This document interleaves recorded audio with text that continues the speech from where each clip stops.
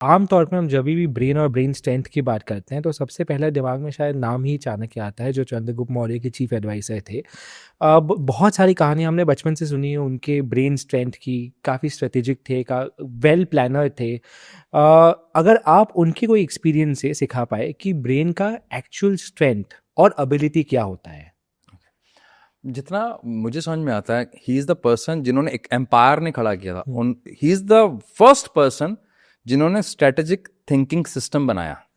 जैसे हमने हमारे यहाँ पे ऑपरेशन सिंदूर हुआ जी, आप आधे घंटे में सब कुछ कर गए। क्या सच में आधे घंटे में कर गए? या उससे पहले की सारी आपने एफर्ट लगाए, आपकी रोज की प्रैक्टिस, आपके पास पूरे कोऑर्डिनेट्स, आपके पास हर एक चीज की स्ट्रेटेजिक प्लानिंग थी, इसलिए आपने उसको 27 मिनट्स में एग्जीक्यूट कर लिया।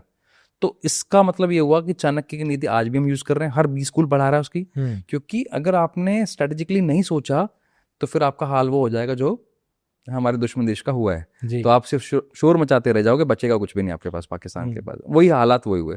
तो जो मुझे समझ में आता है, जो सबसे अच्छी उनकी खूबसूरती थी चाणक्य जी की, वो ना रुकते थे और रुक कर सोचते थे कि इसके बाद क्या होगा।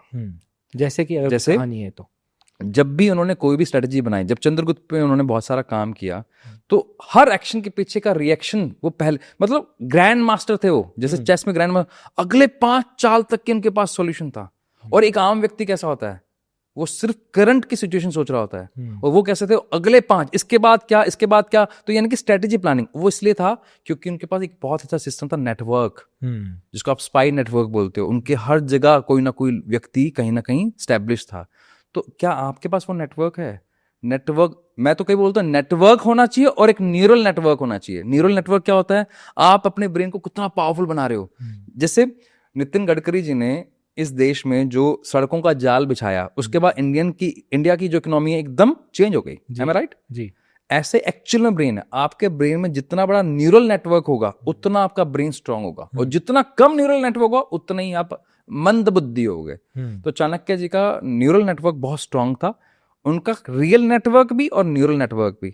और तीसरी जब सबसे अच्छी बात मुझे लगती है, वो रिवर्स इंजीनियरिंग पे बहुत विश्वास रखते थे। रिवर्स इंजीनियरिंग मतलब कोई भी सिचुएशन को पहले देखकर उसके उल्टा चलना। चंद्रगुप्त को सम्राट बनाना है तो ये तो उसकी रिवर्स इंजीनियरिंग, क्या क्या स्टेप बैकवर्ड चलेंगे, कैसे होगा, तो रिवर्स इंजीनियरिंग। तो उसके लिए लगता था थॉट प्रोसेस, सेल्फ असेसमेंट, वो हम कहाँ करते हैं। तो ये अगर 3 चीजें कर जाएं, सिर्फ रुक जाएं किसी डिसीजन से लेने से पहले कि इस डिसीजन को लेने के बाद क्या क्या कोसिक्वेंस होंगे।